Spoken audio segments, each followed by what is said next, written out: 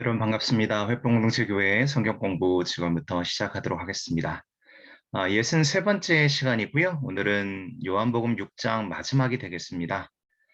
예수님의 정말 슬픈 기색을 띠신 예수께서 많이 떠나가는 사람들을 바라보고 또한 자기 옆에 있었던 12제자들을 돌아보시면서 하셨던 말씀, 너희도 떠나려는 것은 아니겠지. 이 주제를 가지고 오늘 같이 공부해 보도록 하겠습니다. 지난 시간에 우리가 공부했던 내용을 보게 되면 예수님은 나는 하늘에서 내려온 빵이다. 생명의 떡이다라고 스스로를 이야기하셨습니다. 제가 지난 시간에도 말씀드렸던 것처럼 예수님의 나는이라고 시작하는 예수님의 정체성을 밝히는 그러한 그 일련의 어떤 시리즈 가운데 가장 첫 번째가 바로 이거였습니다. 나는 하늘에서 내려온 생명의 빵이다 라고 되어 있습니다. 자, 오늘 그 말씀을 보시면서 우리가 같이 이야기를 나눠볼 텐데요. 그 이야기를 들으면서 많은 사람들은 고개를 갸우뚱하게 됩니다. 특별히 예수께서 나의 살과 나의 피를 마셔야 된다라는 그 말씀에 그들은 마치 무엇인가 어, 그들의 머리를 강타한 것처럼 또한 이런 예수의 그 말들은 그들에게 걸림돌이 되게 됩니다. 한번 말씀 먼저 같이 보도록 하겠습니다. 6장 52절입니다. 그러므로 유대인들이 서로 다투어 이르되 이 사람이 어찌 능히 자기 살을 우리에게 주어 먹게 하겠느냐. 예수께서 이르시되 내가 진실로 진실로 너에게 이르노니 인자의 살을 먹지 아니하고 인자의 피를 마시지 아니하면 너희 속에 생명이 없느니라. 내 살을 먹고 내 피를 마시는 자는 영생을 가졌고 마지막 날에 내가 그를 다시 살리리니 내 살은 참된 양식이요 내 피는 참된 음료로다.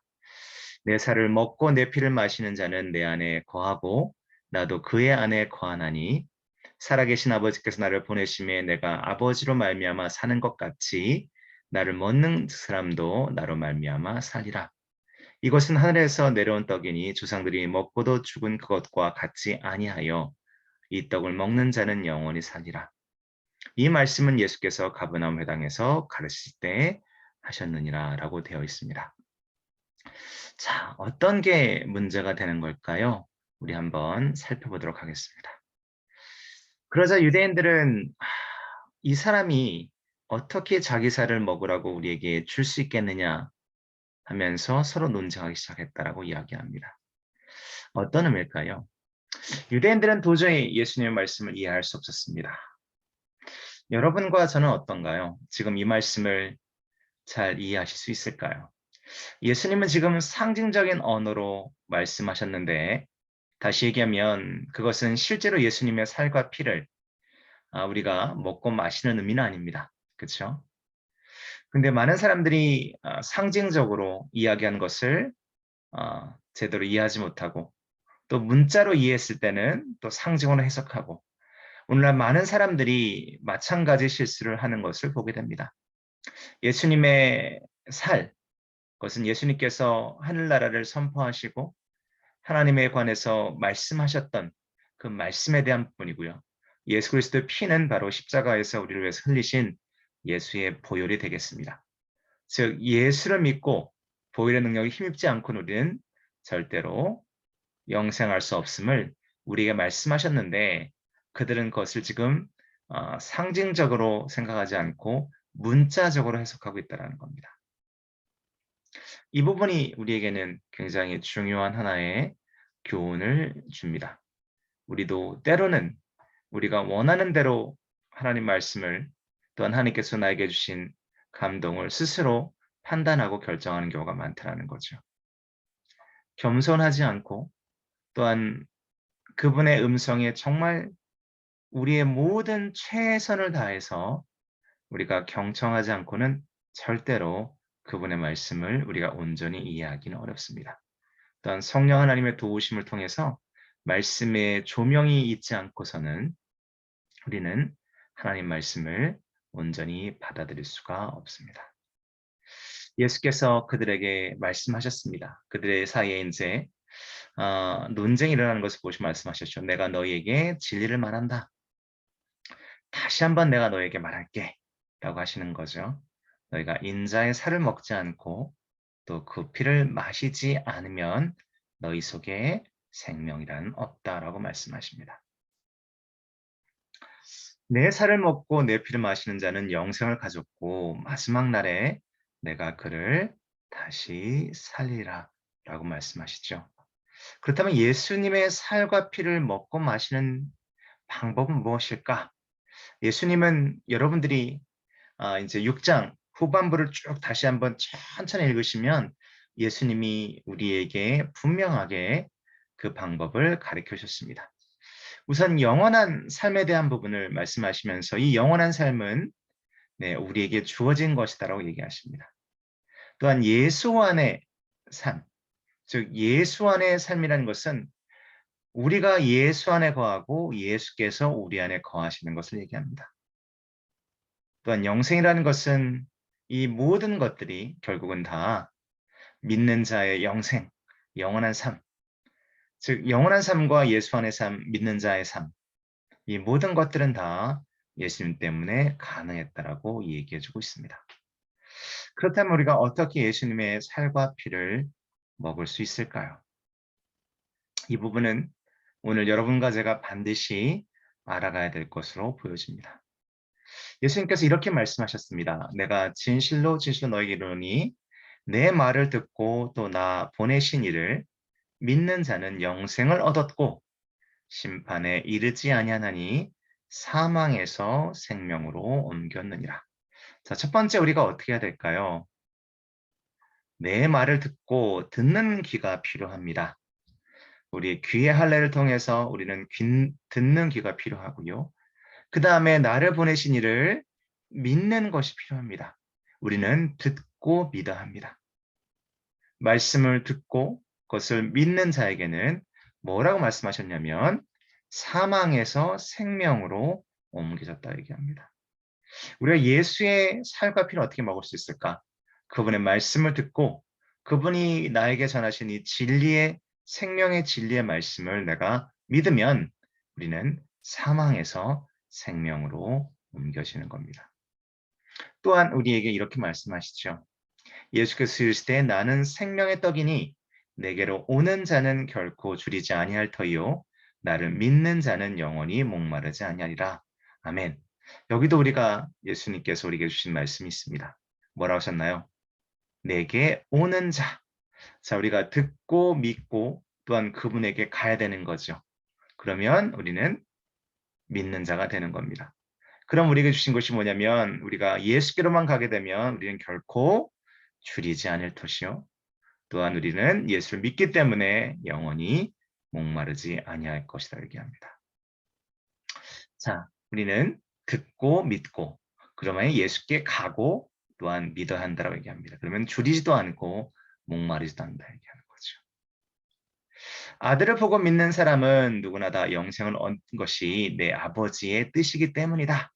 우리 영생에 대해서 얘기했잖아요. 예수님께서 분명히 그들에게 살과 피를 먹고 마시면 영생을 얻는다. 그래서 앞에서 얘기했던 것처럼 우리가 듣고 믿고 예수께 오고 그 다음에 또 믿고 또한 그 다음에 어떻게 나왔나요? 보고 믿는 사람 누구나 다 영생을 얻는다. 그리고 마지막 날에 부활시킬 것이라 말씀하시죠. 그래서 우리는 듣고 배우고 오는 자가 되어야 됩니다. 요한복음 6장 51절에 나는 하늘에서 내려온 살아있는 빵이다. 누구든지 이 빵을 먹으면 영원히 살 것이라. 내가 줄 빵은 세상에 생명을 주는 나의 살이다.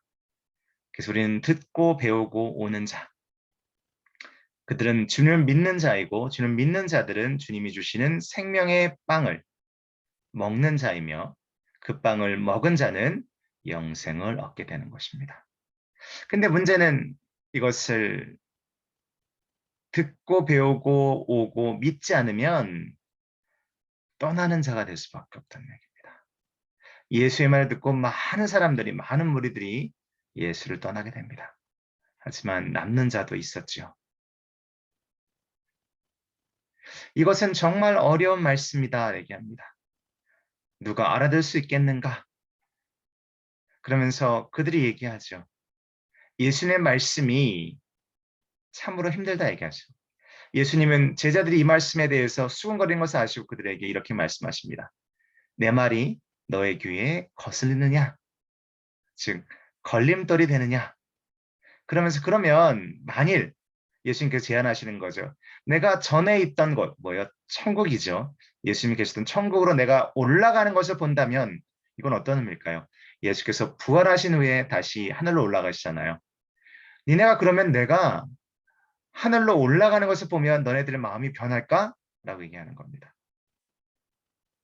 생명을 주는 것은 하나님의 영이며 인간의 육체는 아무 쓸모가 없다. 내가 너희에게 한 말은 영적인 생명에 관한 것이다. 그 주님의 말씀은 영과 생명의 말씀으로 우리에게 그리스도 안에 새로운 삶을 주게 됩니다. 사랑하는 성도 여러분, 때로 예수 그리스도의 말씀이 우리에게 거슬리고 또한 걸림돌이 됩니다. 이 걸림돌에 걸려서 넘어질 수는 있겠지만 자빠지면 안 되고요. 다시 일어서야 됩니다. 우리 귀에 거슬리는 예수의 말씀은 우리에게 주시는 영과 생명의 말씀으로 받아들여야 됩니다. 그래서 요한복음 6장 64절에 그러나 너희 중에는 믿지 않는 사람들이 있다. 예수님 믿지 않는 사람이 누구며 또한 자기를 예수를 팔 자가 누구인지를 알고 계셨다 얘기합니다. 데살로니가서 2장 10절과 11절 10절 말씀 보니까 멸망할 사람들에게 갖은 속임수를 다 쓸 것입니다. 그들은 진리를 사랑하지 아니함으로 구원을 받지 못해 결국 망. 그러니까 이게 걸림돌이 되는 것은 예수님 말씀이 진리인데 진리지만 내 귀에 거슬려. 내가 원하는 말씀이 아니야. 그래서 그것을 받아들이지 못한다는 거죠. 그러므로 하나님은 그들 가운데 유혹을 보내 거짓을 믿게 하실 것입니다. 이 유혹이라는 것은 우리에게 예수를 온전히 믿고 따르는 마치 알곡과 그 다음에 이런 잡초와 같은 쭉쟁이 같은 그런 이야기인 거죠. 그것은 진리를 믿지 않고 악한 것을 좋아하는 모든 사람들이 심판을 받도록 하기 위한 것입니다. 자, 이 말씀 잘 기억하셔야 될 것 같습니다. 많은 이들이 주님을 떠나고 몇 명만 주님 곁에 남았습니다. 그들은 예수님의 말씀을 생명의 말씀으로 받아들이고 세상이 아닌 주님을 선택하였습니다. 여기 그림에 보이시는 것처럼 여러분들과 저도 선택을 해야 되는데요. 우리는 주님을 선택하는 지혜로운 자들이 되기를 간절히 소망합니다. 이 얘기를 듣고 나서 예수님께서 하신 말씀이 있는데요. 한번 보겠습니다. 66절에 그때부터 그의 제자 중에서 많은 사람이 떠나가고 다시 그와 함께 다니지 아니하더라. 예수께서 12제자에게 이르시되 너희도 가려느냐? 이 본문을 자세히 보시면 너희도 가려는 것은 아니지라는 부정 의문문입니다. 그랬더니 시몬 베드로가 얘기합니다. 주여 영생의 말씀이 주께 있사오니 우리가 누구에게로 가오리까? 우리가 주는 하나님의 거룩하신 자이신 줄 믿고 알아싸움나이다. 아까 보고 믿고 배우고 듣고 지금 베드로는 그러한 모습입니다. 로마서 1장 17 말씀에도 복음에는 하나님의 의가 나타나서 믿음으로 믿음에 이르게 하나니 기록된 바 오직 의인은 믿음으로 말미암아 살리람과 같으니라. 아멘. 제자들에게 말씀하시죠. 너희까지도 떠나가려 하느냐. 그때 베드로가 고백합니다. 주님, 우리가 누구에게로 가겠습니까? 주님에게는 영원한 생명의 말씀이 있습니다. 그 어두운 가운데 베드로는 구원의 밝은 빛을 보았습니다. 여러분과 저도 그 구원의 밝은 빛을 보아야 할 것입니다. 이 어둡고 탁한 세상 가운데 성령의 도우심과 예수 그리스도의 말씀을 듣고 믿고 배우고 또한 신뢰함으로 우린 그 구원의 빛에 다가갈 것입니다. 주님이 오직 우리의 소망이 되십니다. 주님께는 영원한 생명의 말씀이 있습니다. 아멘. 오늘 말씀을 정리하면 이렇습니다. 우리는 주의 말씀을 듣고 주님께 오고 또한 주님과 함께 보고 배우고 믿으면 영생을 얻을 수 있습니다. 예수로 인해 넘어지지 말자. 이 얘기는 뭐냐면 예수께서 우리에게 전하신 진리의 말씀이 우리가 받아들이기 어렵다 하거나 또한 우리 귀에 거슬리거나 우리의 가는 길에 걸림돌이 된다고 한다면 그 길을 버리고 다시 일어나서 예수를 쫓아 그분 곁에서 함께 걸어야 할 것입니다. 오늘도 동행하시는 주님, 우리에게 힘과 용기 주시는 성령 하나님의 인도하심과 하나님의 사랑 가운데 승리하시길 바랍니다. 오늘에게 주신 말씀 이거죠. 주님, 우리가 누구에게로 가겠습니까? 주님에게는 영원한 생명의 말씀이 있습니다. 아멘. 자, 다음 주엔 우리가 요한복음 7장 예수님께서 생수의 강을 말씀하시는 장면이 등장합니다. 요한복음 7장은 다음 주 한 주를 통해서 가장 중요한 하이라이트만 보면서 하도록 하겠습니다. 이제 사순절도 거의 다 끝나가고 있습니다. 네, 4월 첫 주가 지나면 이제 종료주일 되고 그 다음에 성금요일, 고난주간을 지나고 성금요일, 그 다음에 부활절이 있게 됩니다. 여러분 신앙의 옷깃을 잘 여미시고요. 이제 우리 올해를 4등분하면 이제 4분의 1, 첫 번째 4분의 1이 지나갔습니다. 여러분 계속 묵상집 잘 보시면서 항상 주님과 함께 대화하고 말씀으로 늘 무장한 여러분 되시기를 간절히 소망하고 기도합니다. 감사합니다. 주일날 뵙도록 하겠습니다. 고맙습니다.